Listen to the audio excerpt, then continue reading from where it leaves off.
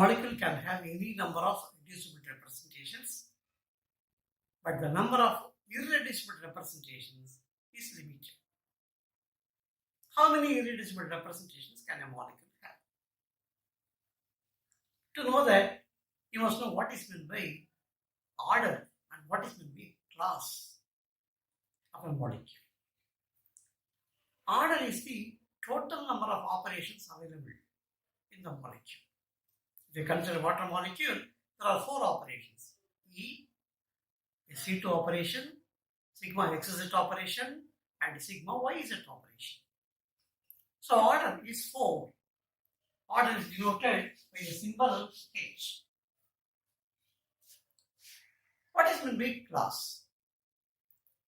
I have 2 planes of symmetry here, sigma xz and sigma yz. Do they belong to same class or different class? To decide whether 2 operations belong to the same class or not, we carry out a procedure called similarity transformation. Say for example, I have 3 operations. A, B and C. A, B and C. Let me find out whether 2 operations belong to the same class or not. I said the procedure is similarity transformation. Let me do C inverse, then do B, then C. Left justifies the procedure. First you must do C in reciprocal of C, B and C. If the result is A, we say that A is the similarity transformation of B by C. A is the similarity transformation of B by C. Or we say A and B are conjugate to each other. Or we say A and B belong to the same class. Similarly, now let me find out in water molecule I have two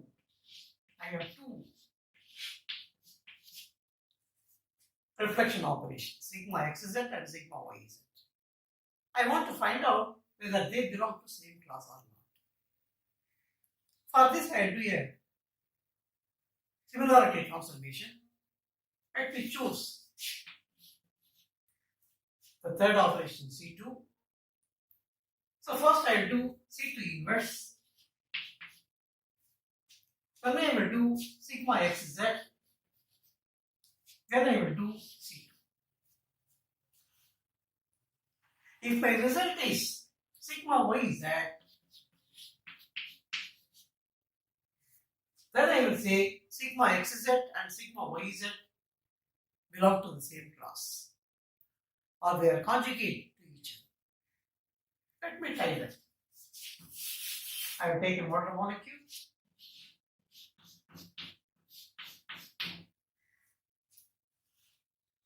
I am performing C2 inverse.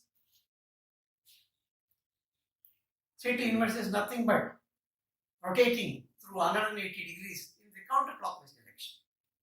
If C2 is clockwise direction, C2 inverse is counterclockwise. So let me take the molecule. Let me perform C2 inverse. I am rotating like this. A 180 degree rotation. So when I do this, what I get is this.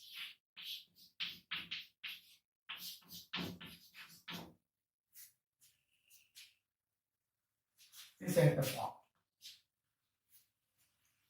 Now let me do sigma xz. That means I will reflect the xz plane.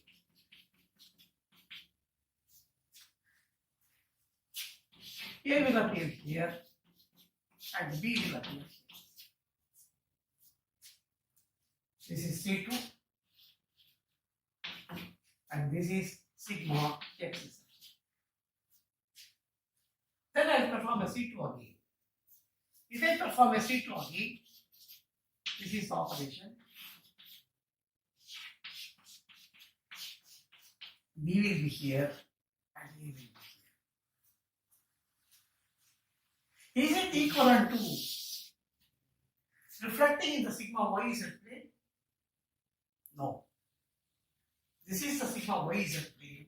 If I reflect in sigma y z, I should get the same thing. So this is not equal to sigma y z. This is not equal to sigma y z. That means sigma x z and sigma y z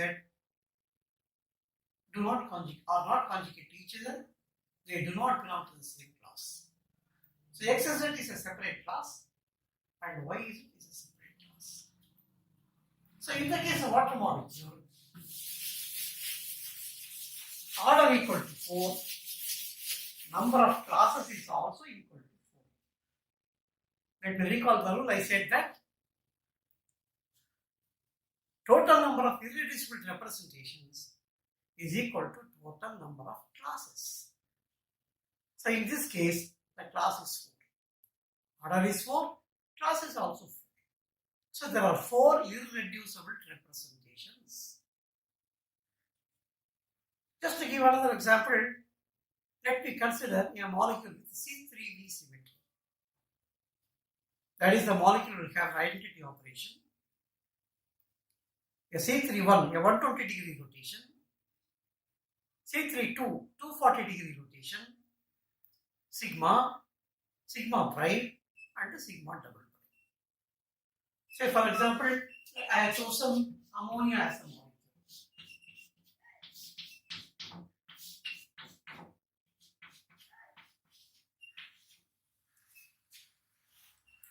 Let me denote the planes of symmetry. I will call this sigma, I will call this sigma prime, I will call this sigma double prime. The plane to your left is sigma, the plane to your right is sigma double prime, and this is sigma prime. Okay, I want to find out whether C31 and C32, two rotational operations are there. Do they belong to same class or not? This is the procedure I follow. I will do a sigma inverse. I will do C31 and then sigma and find out what the result is. If my result is C32, I will say C31 and C32 belong to the same class. If not, they form the separate classes. Let me do the operations. First, I will do sigma inverse. That is reflecting in this plane. So, if I reflect in this plane, this will remain in the same position. These two will exchange positions. So, C will come here and B will come here. I have done this operation. Let me do a C31 now. I'll put an axis here and give a 120 degree rotation. If I do so, HC will come over here, HA will be here, and HB will be here. Then sigma inverse. Sigma inverse is same as sigma. Sorry, see, already I have done sigma inverse, I am doing sigma. Sigma is to the left plane, I said. I will reflect in this plane. If I reflect in this plane, C will remain in the same position, A will be here, and B will be here. I perform completed operation. A sigma inverse, a C31, and a sigma. Now let me compare these two. The initial structure is this and the final structure is this. You will agree with me if I say, if I give a 240 degree rotation, or 120 B will go here, or 240 will come over here. Yes, it is there. For 120 A will go here, and for 240 it will come here. Yes, it is there. And for 120 B will go here, and for 240 B will come over here. Yes. So this is nothing but C32.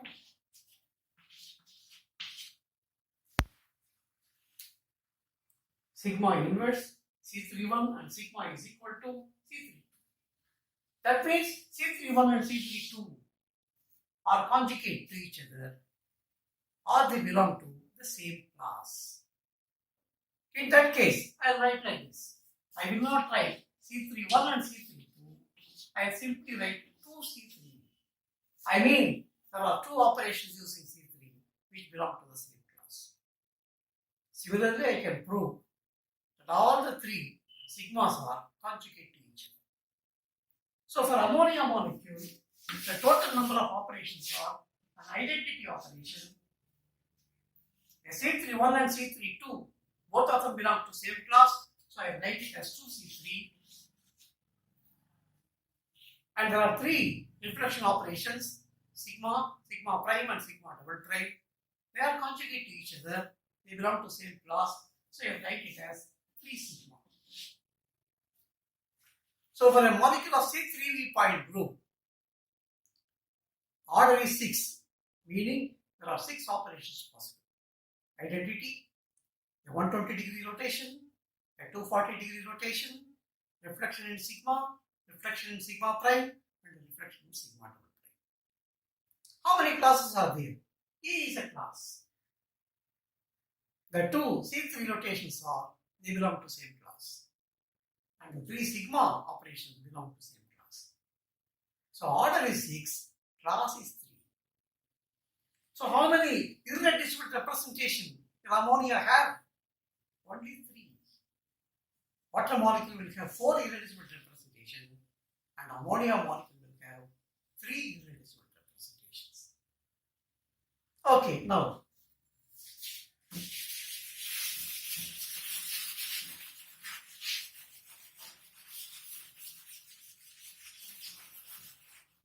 I am choosing water molecule again.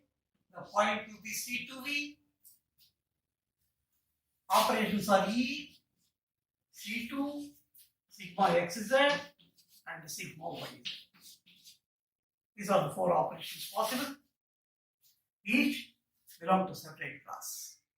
I said there are 4 irreducible representations. 4 irreducible representations. So I denote it as gamma 1, gamma 2, gamma 3, and gamma 4.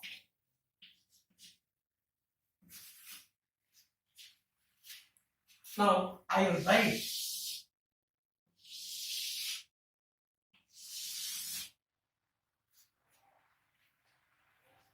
what are the characters for all these operations in each of these irreducible representation. First information, whether the matrices are one-dimensional matrices, two-dimensional matrices, and three-dimensional matrices. To find out this, there is a theorem called the Great Orthogonality Theorem.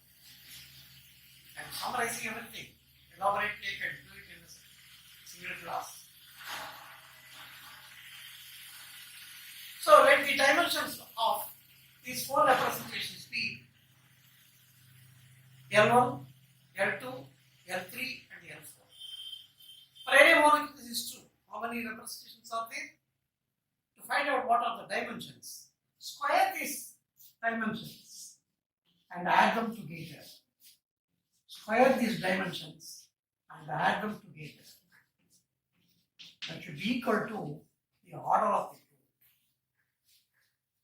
In this case, there are 4 irreducible representations.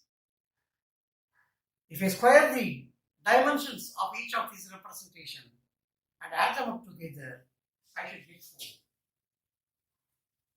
That means all the 4 should be one-dimensional representation.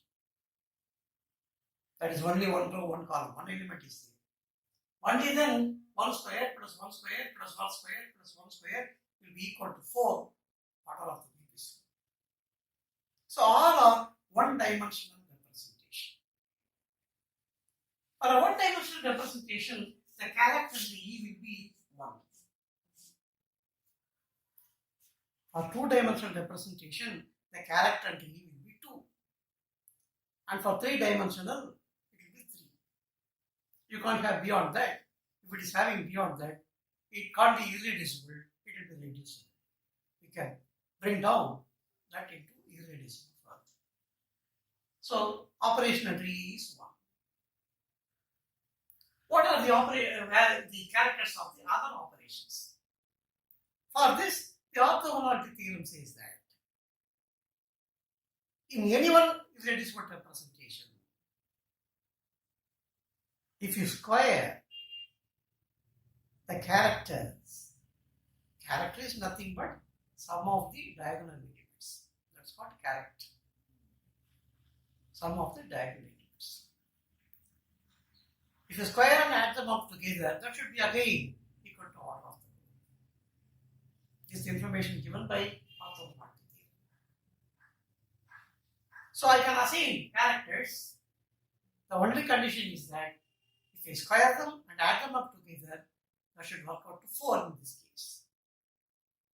Okay, for 1, gamma 1, it will give a value of 1, 1, 1, 1. I said that, let me give it in the form of a formula, in sigma I square for all the operations. That chi represents the character or represents the operation. So I given 1, 1, 1, 1 as gamma 1. Such a representation where all the characters of plus 1 is called a totally symmetric representation. I want to assign characters for other irreducible representation. I'll keep it in mind, if I square the characters and add them up together, it should be equal to 4. Say for example, 1, 1, minus 1, minus 1. 1 square plus 1 square plus minus 1 square plus minus 1 square. Chi cannot be anything other than plus 1 or minus 1. Only then you will get the h as 4. This is another. And this is another representation. You can check up. You will get the same thing.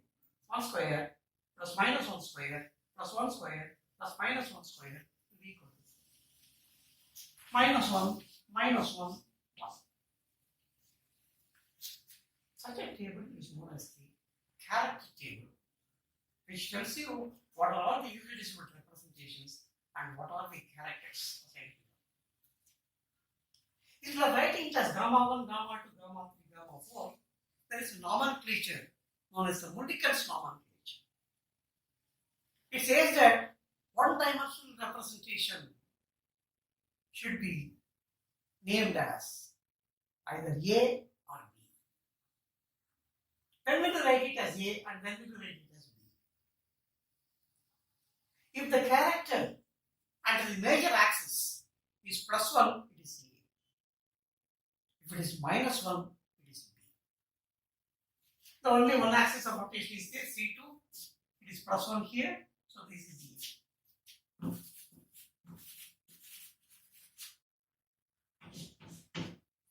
For this also it is plus 1, this is also E. For this it is minus 1, it is B. For this also it is minus 1, it is B. So the nomenclatures are 2 of them belong to A and 2 of them belong to B. To distinguish them, the orthogonality theorem says, look at the characters at the sigma. If the character is 1 plus 1, give a subscript 1. If the character is minus 1, give a subscript 2. So under sigma it is 1 here, so it is here 1. Under sigma it is minus 1 here, so here 2. Plus 1 here, B1. Minus 1 here, B2. So this is the construction of character table using the great orthogonality theorem. One more condition is, consider any two representation multiply the characters and add them together, it should be 0. I repeat, consider any two representation, multiply the characters at each operation and add them together. 1 into 1 plus 1 into minus 1 plus 1 into minus 1 plus 1 into minus 1. 1 into 1, 1, 1 into 1, 1, 2, minus 2, 0. So I said the rules are, if you square the dimensions and add them up together, it should be equal to order. That is a very important rule. Then as far as the character is concerned, if you square the characters for all the operations and add them together, that should also be equal to order. And considering any two representation, if you multiply the characters and add them together, it should be equal to 0. Subject to these rules, we construct the character table. This is the character table for C2B molecule. Any molecule. Formaldehyde belongs to C2B. Water belongs to C2B. So far. Then in character table, we have two more columns. Namely, a third column, which talks about the symmetry properties of translational and rotational motion. Translational and rotational motion. Say, for example, I have a molecule moving along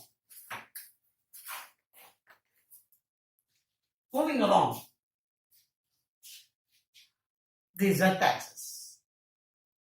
When it moves along z-axis, I will perform all the operations and find out whether the direction of the movement changes or it doesn't change.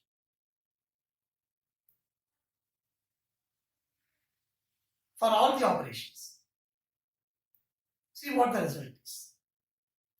It is moving in the z direction. I perform identity, nothing will happen, 1. I perform C2, nothing will happen, 1. I perform sigma xz, 1. Sigma yz, 1. Okay, follow what is it? It is moving in this direction.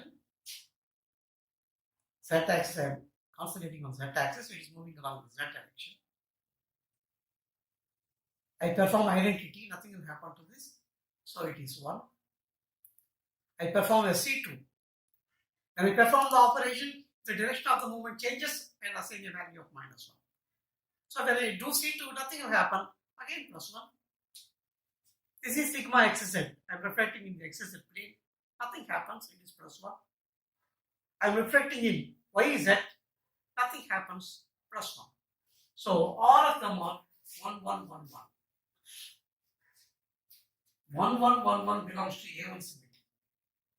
So I would write translation along z-axis belongs to A1 symmetry. Or I can simply say the Cartesian coordinate z belongs to A1. Similarly, I move it along other axis. Say, for example, I am moving it along the y-axis. This is the y-axis. The molecule is moving in this direction. I am looking only at the direction of movement. I perform identity, nothing will happen. When I perform a C2, the direction changes. So it is minus 1. So for E it is plus 1. C2 it is minus 1. It is moving in the y-axis. I am talking about y-axis. Now, let me find out. Let me perform all the operations. I have done E, I have done C2. Let me do sigma x. It is moving in this direction. I put a mirror here and reflect. When I see in the mirror, it will appear like this. So it is minus 1. And it is moving in this direction. I show a mirror here in front. It will be moving in the same direction. So it is plus 1. So 1, minus 1, minus 1, 1. V2. So I will write y-axis belongs to V2 symmetry. Similarly, you can show that x-axis belongs to this. So these are the symmetries of the Cartesian coordinates or symmetries of the translational movement. Similarly, I can perform rotational operation and find out what are the symmetry labels for this. This is z-axis. The molecule is rotating about z-axis. I perform E, nothing will happen. I perform C2, check out yourself, but then you will be convinced. So, sigma x is z and sigma y is z. Right? To what coordinates it belongs to. You will find that rotation about z-axis belongs to A2 symmetry.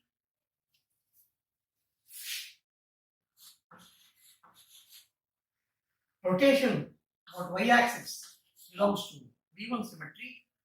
Rotation about z-axis belongs to V2 symmetry. These are the symmetry properties of translational and rotational motions. You have a fourth column where symmetry of the binary products are given. What I mean as binary product is, for x, it is 1 minus 1, 1 minus 1. What is x square? 1 square, minus 1 square, 1 square, minus 1 square. Everything will be plus 1. That is A1 symmetry. So I will write as x square belongs to, that's the fourth column. X square belongs to A1. Y square belongs to A1. Z square belongs to A1.